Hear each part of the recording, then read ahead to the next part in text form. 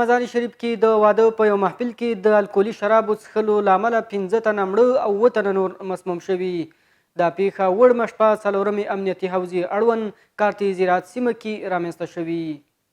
د بلخ ولایت امنیه قمندانۍ ویان په خبره د پیښه په مزار شریف ښار 4مې امنیتي حوزې اړوند کارتي زراعت سیمه کې وړمه شپه رامنځته شوه چې یادو کسانو الکولي مشروباتو څښلو وروسته خپل ژوند له لاسه ورکړی.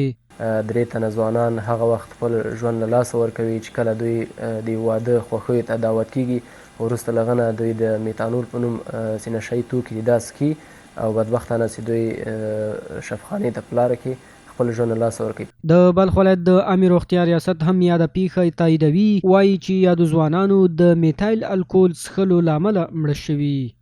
2 جسد و 1 تن که مسموم بود توسط اقاربش به شفاخانه حوزوی ابوالسینای بلخی انتقال داده شده بود که بعد از تحقیقات اولیه معاینات که ما انجام دادیم اینا از باعث نوشیدن میتانول بود و این رقم درست است که ثبت کتاب راجستر شفاخانه حوزوی ابوالسینای بلخی است. خو د سیمې اوسیدونکي وایي چې په دې پیښه کې 15 تنه مړه او 15 کسه نور د مسموم په حالت کې روغتون ته وړل شوي.